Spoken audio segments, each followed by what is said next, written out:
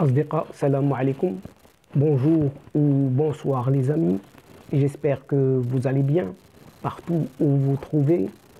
En tout cas, c'est ce que je vous souhaite pour le meilleur de toutes les situations. Bienvenue sur votre chaîne Bled Magharibiya et merci de nous recevoir une nouvelle fois chez vous et parmi vous. Mais nous souhaiterions que vous vous abonniez pour y être informé rapidement et des dernières nouveautés. Cette 187e vidéo vous propose ce qui fait débat habituel, c'est-à-dire tout simplement ce qui fait discussion entre nous à chaque fois. Et comme vous le savez, le CQFD de Bled Magharibiya décortique comme à son habitude l'actualité nord-africaine pour vous la résumer brièvement en quelques petits mots.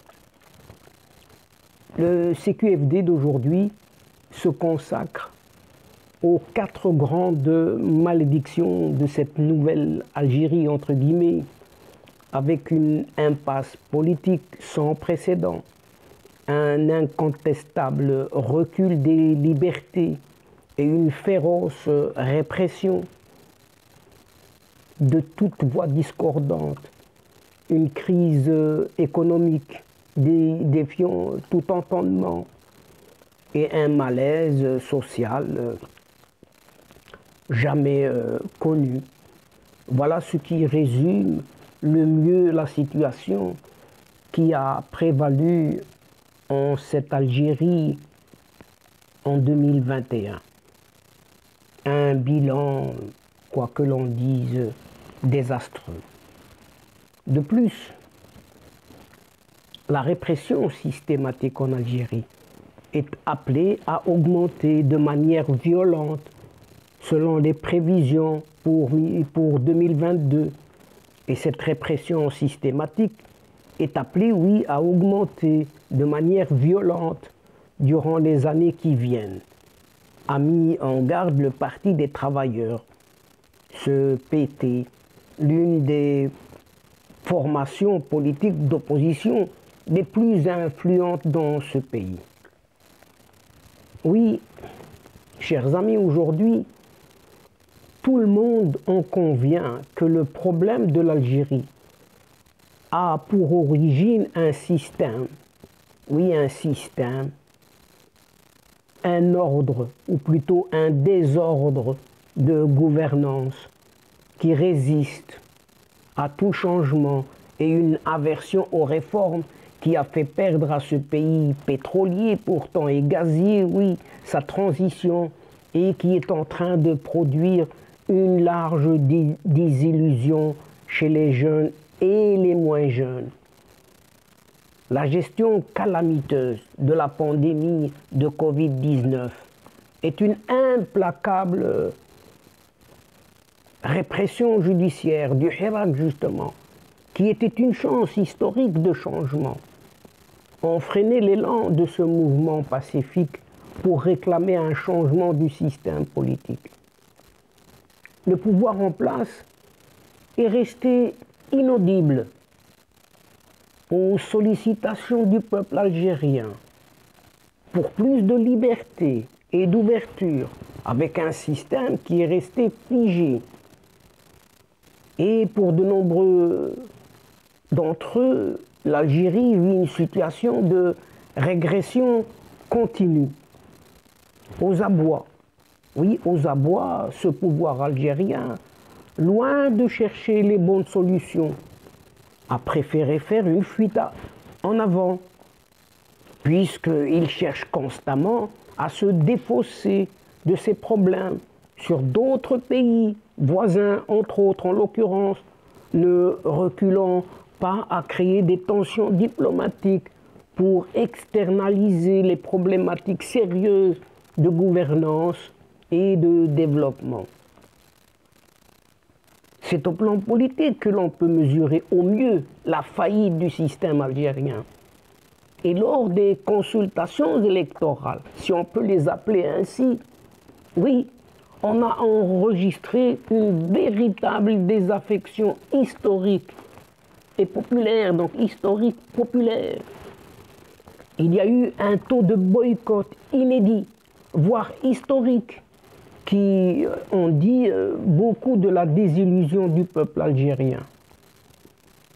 Pour certains, cette Algérie dite nouvelle, annoncée par cet athée, ni foi ni loi, se trouve être pire encore que l'ancienne Algérie, car le scrutin législatif de juin 2021 fut un véritable camouflet pour le régime en place, en étant boudé par plus de 3 Algériens sur 4.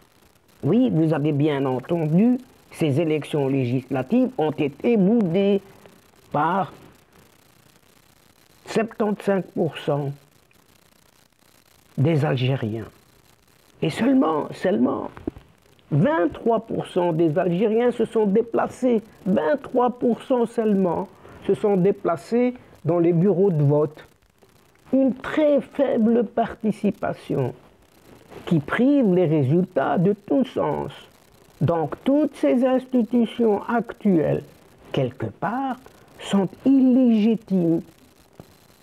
La nouvelle Assemblée ne renverse pas l'équilibre non plus établi depuis l'indépendance de l'Algérie. Et la nouvelle équipe gouvernementale, si on peut encore l'appeler ainsi, n'est pas non plus le vecteur de changement annoncé par cet athée.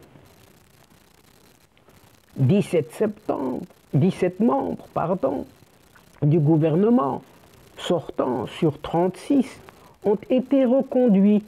Et cela fait que, malgré les annonces diverses du pouvoir, la promesse d'une Algérie nouvelle qui aurait tourné la page de ce petit abbé renversé, rappelons-le, en avril 2019, est loin de se concrétiser.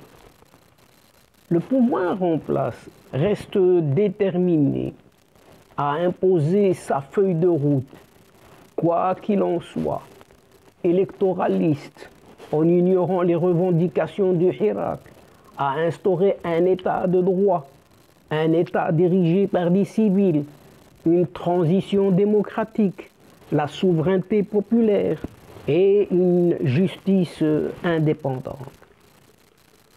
L'impasse politique a été accompagnée par un recul des libertés et une grave dérive sécuritaire avec ce bilan en termes de droits humains qui est jugé catastrophique. Des centaines de militants croupissent en prison de tous bords politiques et de toutes les sensibilités, avec en même temps le champ politique et médiatique se cadenasse de plus en plus. Universitaires, partis politiques, collectifs de citoyens, des associations qui dénoncent l'utilisation de la justice en Algérie comme instrument de répression parce qu'ils revendiquent leurs droits les plus élémentaires de citoyens libres. De nombreux se retrouvent emprisonnés sous mandat de dépôt ou sous contrôle judiciaire. L'heure est grave, oui, chers amis, l'heure est grave pour les libertés et les droits qui s'indignent de plus en plus auprès de ces ONG, ces organisations non gouvernementales, qui expriment leur réprobation de voir des citoyens privés par un pouvoir autoritaire et répressif de leur droit à la liberté d'expression, à l'espace public, à émettre des avis sur la gouvernance de leur pays et des institutions censées les servir et incarner leurs aspirations. Sur le plan économique, ce n'est pas encore mieux et nonobstant une importante dotation naturelle, le pays ne cesse de crouler sous le poids des difficultés. En 2020, faut-il le signaler ici, la rente des hydrocarbures qui représentent tout de même 90% des recettes d'exportation du pays, a fondu, baissant de 40% grèvant de 31% les recettes fiscales du pays. Il en est résulté une diminution drastique des investissements et des commandes publiques vitales pour les entreprises et les ménages. Comme on pouvait s'y attendre, le pays qui a connu une grave récession, optant pour un système d'austérité sans précédent, en reportant les grands travaux, limitant les importations, entraînant dans son sillage une chute du revenu des ménages, des fermetures d'entreprises ou de commerces, une envolée du chômage et une flambée des prix des matières premières de première nécessité. Plus grave encore, l'Algérie vient de faire un virage de 180 degrés en tournant le dos à l'un de ses plus importants héritages économiques, puisqu'il s'agit de la suppression dans le cadre de la loi des finances 2022 du système de subvention généralisée des produits de base qui existe depuis les années 60. Donc tout en ballot dès début de l'année prochaine, dès janvier. Très attendue, maintes fois reportée. Cette réforme exigée par le Fonds monétaire international, le FMI donc, intervient alors que l'économie algérienne traverse un cap difficile. Et le FMI a en effet averti l'Algérie sur l'impératif de recalibrer la politique économique pour corriger les déséquilibres macroéconomiques justement. Aux difficultés économiques, les Algériens font de plus en plus face à la précarité, à la pauvreté, à l'érosion du pouvoir d'achat et aux pénuries des produits essentiels. Tous ces problèmes ont fini par exaspérer la population, qui supporte très mal, de plus en plus, ces conséquences de son appauvrissement, de l'aggravation du chômage, notamment chez la catégorie des jeunes, de l'envolée de l'inflation, favorisant du coup la montée de la contestation sociale.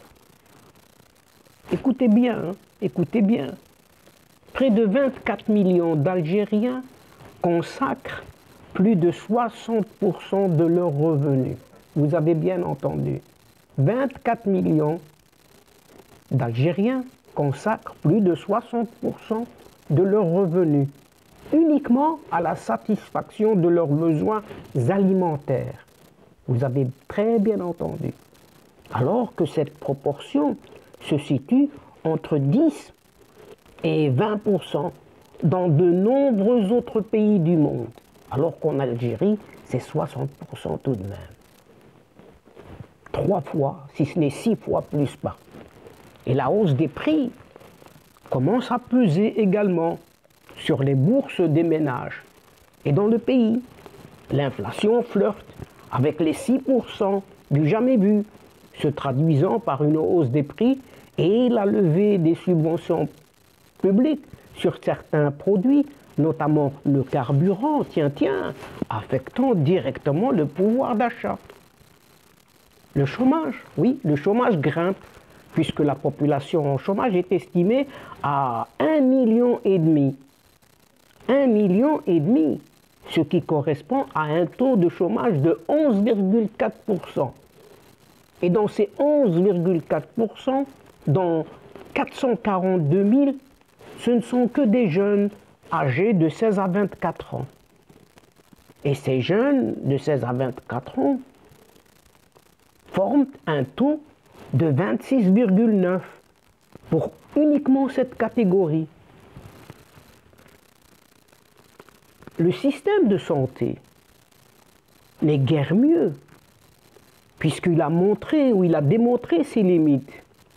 Et la pandémie, Covid-19 donc, a mis à nu un système de santé incapable de répondre aux besoins de la population. Surtout en période de crise, avec une inégalité d'accès à la prévention et aux soins. Et ce mélange, tout ce mélange, oui, tout ce mélange détonnant, explosif même, a fini par exacerber les tensions sociales tout au long de l'année 2021. La gronde sociale a été permanente et plusieurs secteurs, dont l'éducation et la santé, ont été gravement affectés. Un malaise et une désillusion qui laissent croire que ce pays, dans l'impasse complète, n'a eu de cesse de faire marche arrière à toute vitesse dans tous les domaines. Et c'est le moins que l'on puisse dire.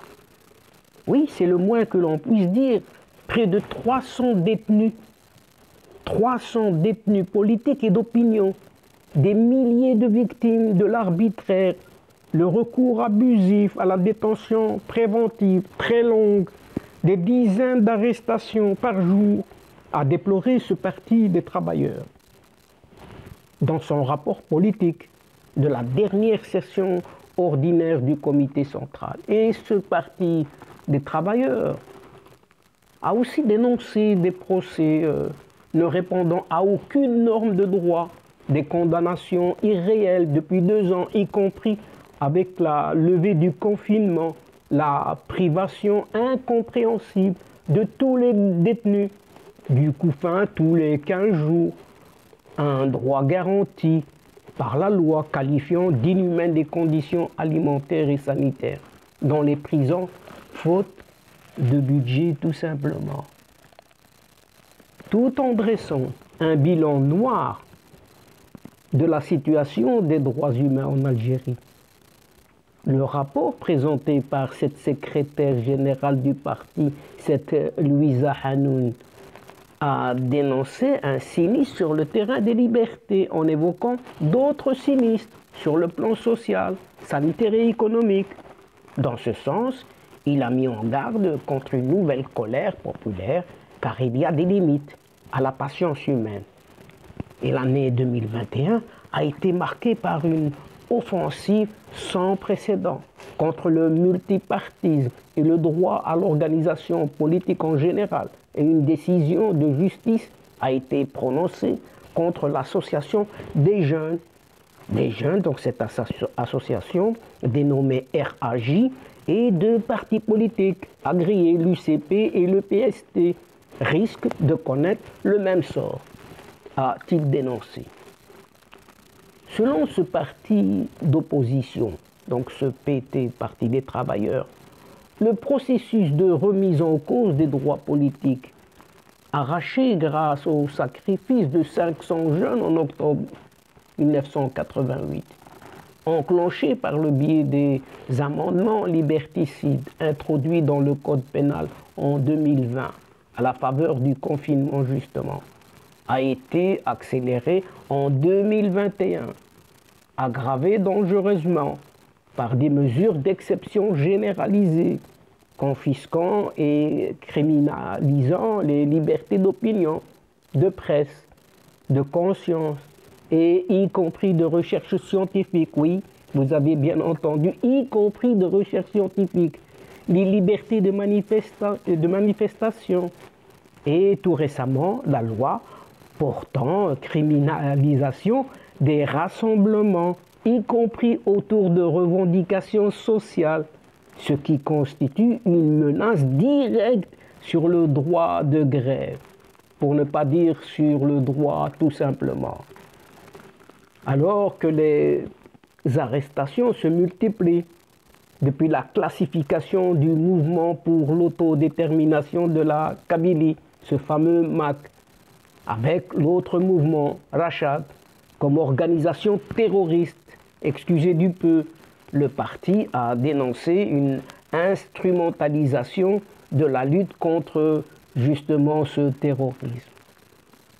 Et la machine judiciaire algérienne tourne, oui, elle tourne à plein régime sur la base de l'instrumentalisation de la lutte contre le terrorisme par le recours de l'amalgame, la généralisation et la confusion, y compris la responsabilité collective, une dérive gravissime. Et il est estimé aussi qu'avec l'orientation antisociale en cours et dont l'aggravation est attendue dès janvier 2022, qui vivra verra, et par l'entrée en vigueur de la loi de finances meurtrière, qui provoquera des chamboulements majeurs dans la société, dont l'écrasante majorité basculera sans doute et sans nul doute dans la misère. Nul ne peut prévoir les développements à venir. Et d'ajouter, pour finir, que dès lors que le pain et le lait ne peuvent plus être assurés pour les enfants, oui, nul ne peut prévoir la réaction populaire légitime. Car ce gouvernement, ou ce régime plutôt, ce régime politico-militaire, pousse l'écrasante majorité dans ces derniers retranchements. Et voilà, chers amis, donc c'est ici que prend fin cette séquence, tout en prenant congé de vous, mais nous espérons vous retrouver très bientôt avec un immense plaisir. Merci pour votre participation, sans oublier de nous aider, d'aider votre chaîne en vous y abonnant, afin d'être informé tout en partageant autour de vous les séquences vidéo de votre chaîne. Pour ma part, il ne me reste plus qu'à vous dire au revoir les amis. Al-Asdiqa, salamu alaykum wa rahmatullahi wa barakatuh. À la prochaine fois et à bientôt. Ila liqa fi hissa ukhra, incha'Allah. Ma'a salama.